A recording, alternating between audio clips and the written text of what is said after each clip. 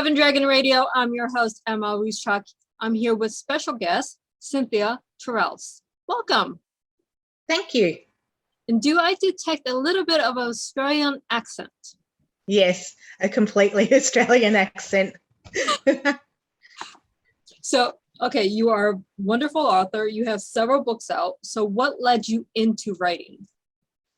As a child, I started writing my first novel at about 16, and then I put it aside for many, many years. And then another friend was telling me how she was writing a book, and then I decided to grab that manuscript out and look at it again, and that's where it started again. Awesome. And to date, how many books have you written, or do you know? I have 4 published and another one coming out next month.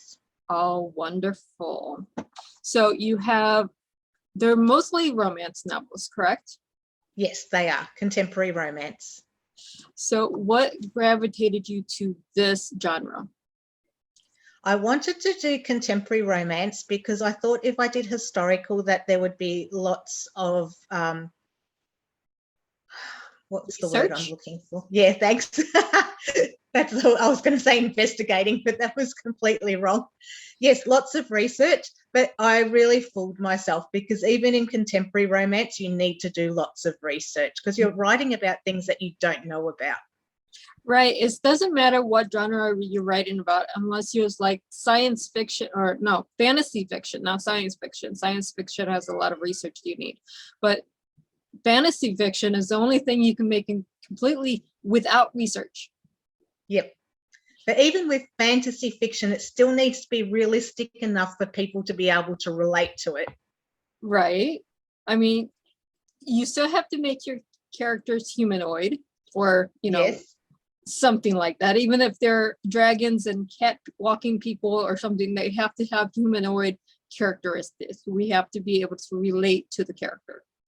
But with contemporary romance, obviously we're dealing with humans and you're traveling to different places that you haven't been, or maybe you have been. Yes. Well, some of the places in my novels I have been to, so I was able to use personal experience. So in, say, The Cat's Out of the Bag, the 2 main characters travel across Australia. And my daughter and I, when she was 8, we travelled for 3 years around Australia. So I was able to use a lot of my experiences in the book, but some of the places I write about I've never been to. Like what? So in my recent novel, there's a place called Steep Point. That's the most western point of Australia in Western Australia. And I had never been there. So basically I had to watch YouTube videos, just research on Google, look at photos and things so I could get a sense of the place. See, I have never been to Australia. So you teach it by doing these podcasts with my friends from down under. I'm learning about Australia without ever being there. So I'm living vicariously by my authors that I have been interviewing. But, as researchers, we do the same thing. Yes, absolutely. I can't have been everywhere. So in the book that I'm publishing now, the characters go to the most extreme points of Australia. So they go to the most extreme western point, and then they go to the most extreme eastern point, which is the Byron Bay Lighthouse. And then they also go to the most extreme northern point. So it was a lot of research. It was very interesting to learn. Now, are there reasons they go to the extremes on these different points? No. So the 2 characters are on a bus tour along the Western Australian coast, and that's part of the bus tour. But then when they reach the other side of the country and they're going back to their normal lives, they wanted to do something special together on the other side of the country. So they went to the most extreme eastern point. Ah, okay. So there is a little bit of reasoning there, but at the same time, not really. It's just something fun for the characters to do. Yes. Yep. So Awesome. Sometimes my characters go traveling. So in The Cat's Out of the Bag, they did the road trip across the Nullarbor.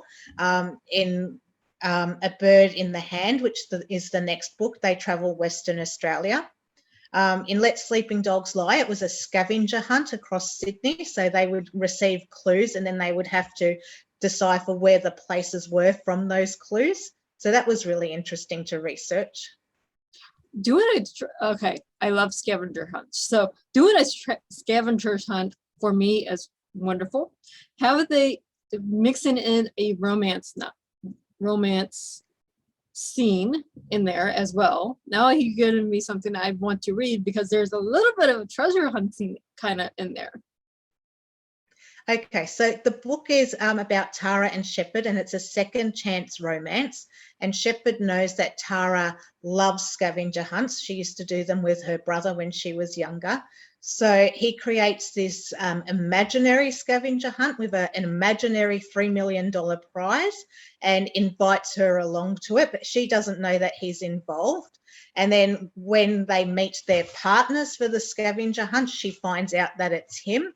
And then he realizes that she has plans for this $3 million. And so while they're on the scavenger hunt, he has to try and get $3 million. Yeah, that's a little bit as a prize. Yeah, if you're going on a scavenger hunt and there's a prize, you already automatically go, oh, I can use this for ABC. You don't go, exactly. And the person putting it on may be imaginary for them just so they can get to know the other person. I can see the problems there. Lots of problems. So he starts to feel guilt and he's trying to get the money, and then they're falling in love again. So he's feeling guilty about that as well. So yes, lots of drama happening. It sounds like it. I mean, but that makes a great read. You have your drama, you have a little bit of a suspense and drama and conflict, because how are they going to get this $3 million? Is he going to tell her it was imaginary to begin with? There's a whole mess of stuff that you have to figure out as a reader. Yep. Yes, that was a fun book to write. So the one that's coming out next month, what's the name of that one? That's A Bird in the Hand. Okay, so that's so we can look for that one, because that's going to be a fun read when it comes out. Yes, so that's the bus tour up the east coast of Australia, and they go as two separate groups, and they meet during the bus tour. So they've got the learning about each other, then the developing relationship, and we learn about their past relationships as well. So it's a good read, I think. Well, it's always fun when you can go onto a trip, learn about someone that you just met. Literally, how many times have we heard about a romance that happened on a cruise ship? Exactly. I have a friend who met her husband on a cruise ship. That's funny. I just threw something out there, but we read about this. We know people, vicariously, that met people just on a cruise trip, or they're out in Vegas and they are just there for a wild weekend and meet their forever lover, Exactly. Yep. It happens. It's amazing how it works. Yeah, it is. It's fun to see it in real life, but to read about it, you can actually relate to the characters because it can actually happen. Exactly. You know that it's happened before, so that's still based on reality. Mm-hmm. Those are the fun reads. It's anything that can make, oh, this could happen to me, that feeling. I wish that would have happened to me. That connection as a reader. I mean, mostly you're having women readers, so we're all sappy to begin with. Yes. If you're reading a romance novel, you're really sappy for romance. But that's what we want. That's not a bad thing. But you get these things that you're traveling, or you're here, you're on a scavenger hunt, you're traveling on a tour, you're doing whatever you're doing, you can relate and you want that in your own life. Exactly. Yes, because lots of readers read to escape, but they don't want to escape to something that can't possibly be real. Right. Yeah. I mean, not always do I want to read a fantasy just to escape reality. I sometimes want to read something that can actually happen. Yes, and leaves you feeling good and warm and fuzzy. Yes, we want those Hallmark movie connections. Yes. We don't get Hallmark movies in Australia. Mm, I know. we People have to often fix refer that. to them. You're I don't missing so many romance movies. I know. I have lots of readers who refer to them and I say, okay, but I don't really know what they're talking about. But I can imagine they're just lovely love stories and romances and feel good and sweet and happy. Yes, we have to get on the Crown media and go, why are you not in Australia? Maybe we don't have enough people because we're a big country in size, but in population, we're sitting maybe around the 22 million, a bit higher than that. So we don't have a large population. No, that shouldn't matter. No, I know. We should be able to get it anyway. I mean, I don't look at ones and zeros when I go, oh, you need to watch this. That doesn't make sense that it's not there before you would watch it to connect with your readers more. That's me. Yep. That's the sappy part of me. Sorry. We can all be sappy. Some people say that they're not sappy, but surely deep down there's some of it there. Somewhere, somehow, you have the sappy moments. I mean, even if it's behind closed doors with their significant other, you have those sappy moments. Yep, exactly. You just don't admit to it. Yep. And it just might be different to other people's type of sappy moments. Right. It could just, it doesn't matter. You can't compare my sappy moments to your sappy moments. They're completely different. But in a book, you can pretend not to be sappy and still read it and do it behind closed doors, and no one ever knows. Nope. Best thing about a book, no one ever knows what you're reading, and if you have a box of tissues and ice cream next to you, you're good. Yep. So we can cry behind closed doors as well. Yeah, I know. I used to do that all the time. Just have I knew I was picking up a sappy book, even if it's romantically sappy or, whatever. I would have my tissues because I know it's a sappy book. Yeah. But at the same time, are you creating another one since you have the one coming out next month? I just came up with a title the other day and the blurb, but I haven't started writing it yet. Publishing time is a really busy time for me, so I have to get lots of things in order, and I have this list that's like 80 items long, so I'm trying to get through the whole list of pre-publishing things. So then once the book is published, then I start writing the next one. Yeah, I can understand that, because you have to have your marketing, you have to have your podcast, you have to get the word out about the book. I'm a publisher, I get it. Trust me. I've had authors, can you have this out in 3 weeks? But, well, I can. Is it going to be a big launch? Probably not. If you give me 7 months, which is what we recommend, that's different. Yes, it certainly takes time. It's not just like, oh, here's the book. You've got lots of other things to do in between. Exactly. I mean, I'm working with a new author myself, and I'm showing him how long it takes to create the cover, get the font right on the cover, and then you have to put it in a marketing plan. What does that look like? Exactly. So, as an author, you understand, because this is your 4th book. Yes. And it changes with every book. So I had a cover artist that I used for the first 3 novels, and then family commitments came into her life, and she just was really busy, and she decided that she wasn't going to design covers anymore. And then it's been trial and error trying to find a new cover artist that communicates well, that works not fast, not like quick fast, but works in the time frames that I need them to work in as well. So it's a lot of trial and error getting the right people on your team. It's not just, hey, you're good at this, I'm going to use you. I seen your work. It doesn't work that way. It doesn't matter what country you're in. It doesn't matter if you're looking for a publisher, a editor, a cover designer, a marketer, whatever you're looking for.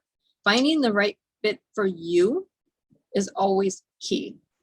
Yep, exactly. And once you find that person, hang on to them. Because if you can.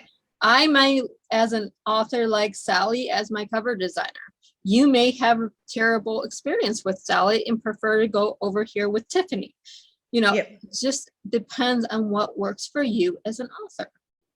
Exactly. And it also, some cover artists are booked in advance for 6 months or more.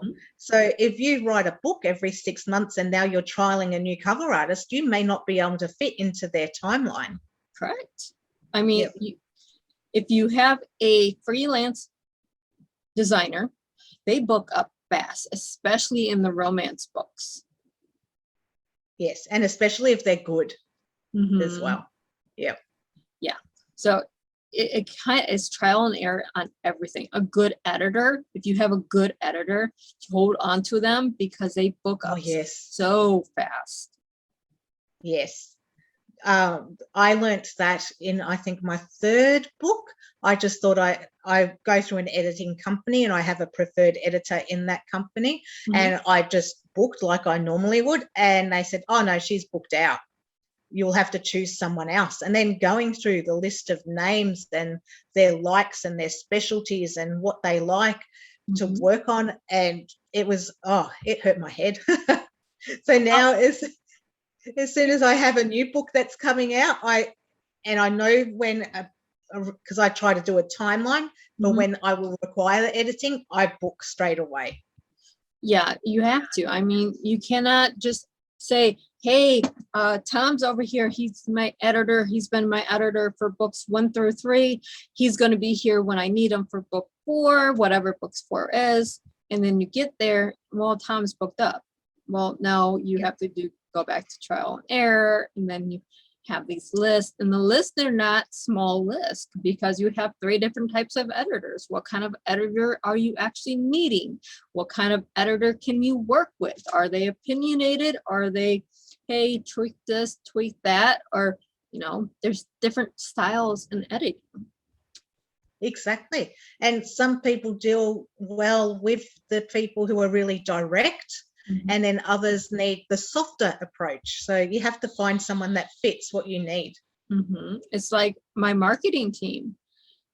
It took me a long time to find marketing people that I can work with as a business owner versus what a author will work with, because who I choose to work with is a lot different than who my authors choose.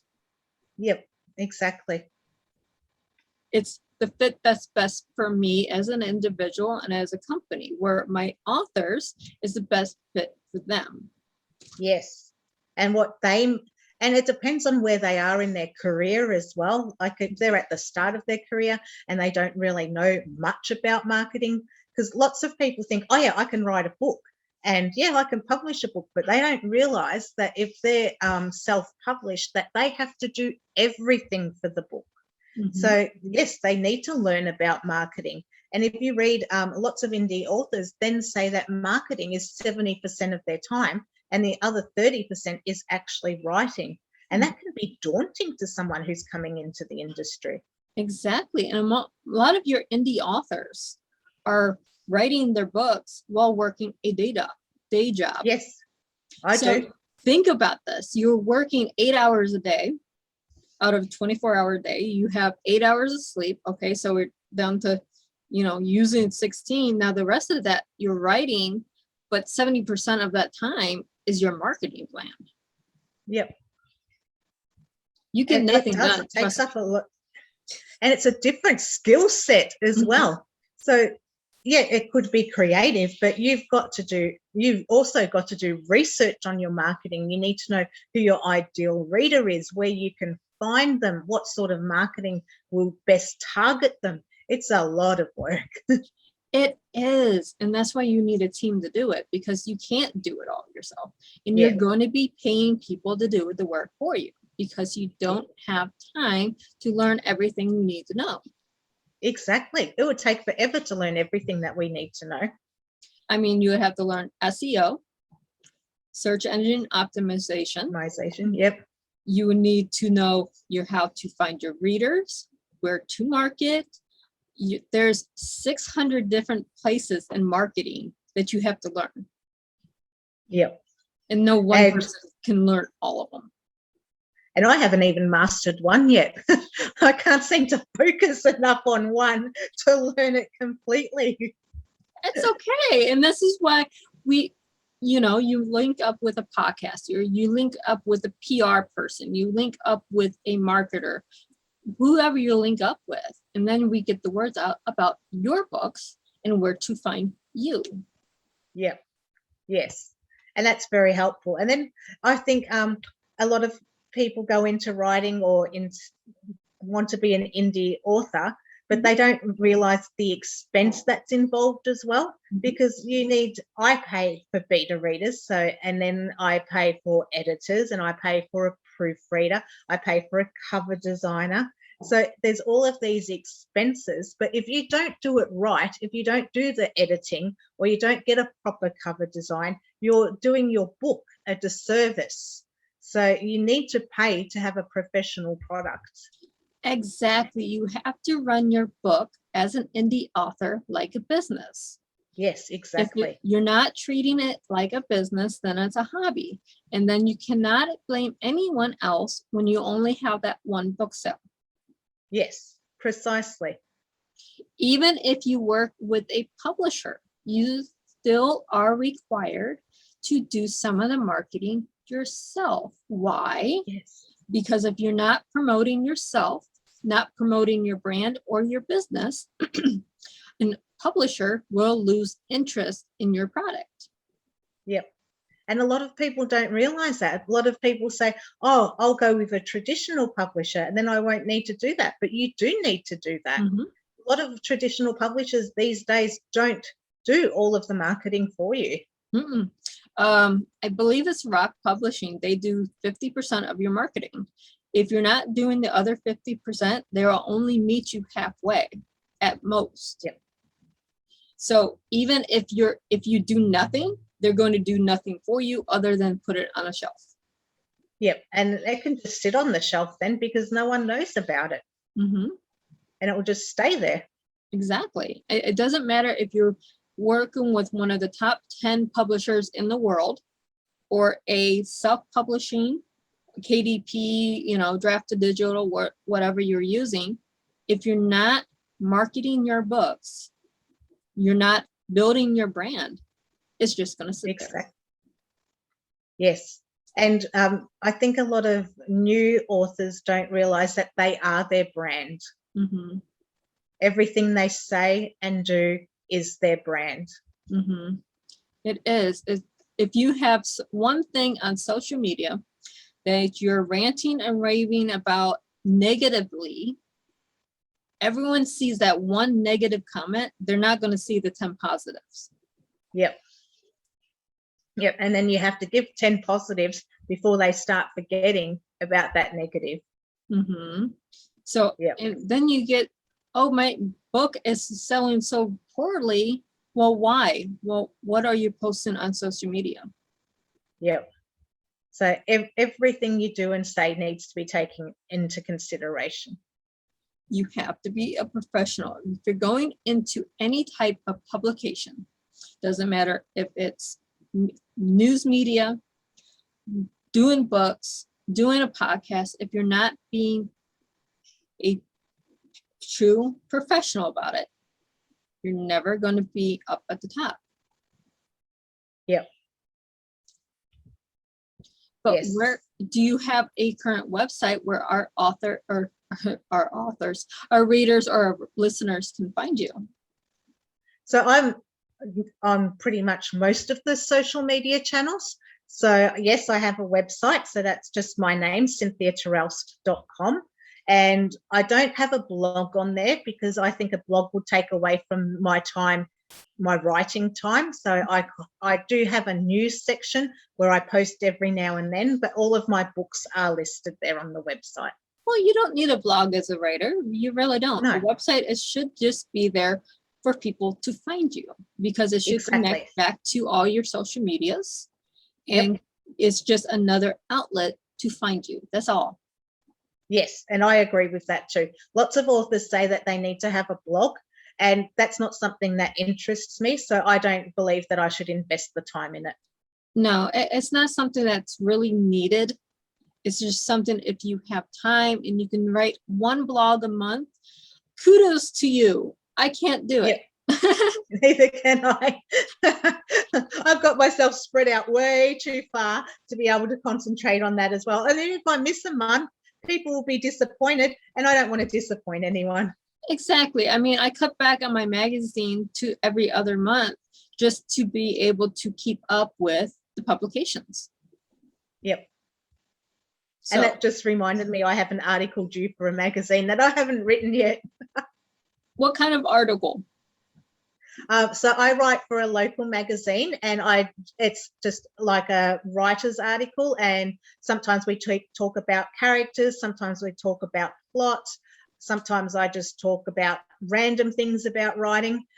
So yes, that keeps me in tune. It actually makes me think, and that requires a lot of research as well. Writing for a magazine requires a lot of research, requires Yes. you have a certain tone when you write, and being able to be consistent in what you're saying. Yes. So, and it's completely different to fiction because it's more factual and a different tone, like you said.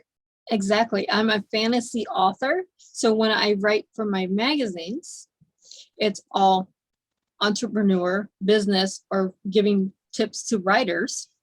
And you have to do it in a manner that connects with your general audience. Yes. Because not all of the audience are writers. So you need to have it relatable to them as well and interesting to them. Yes. It's a very fine line, a very hard line to keep sometimes. Yes. But we are almost out of time, and it was so great having you on the show today. Thank you. It was great to be here. And for all of our readers and our listeners, happy reading.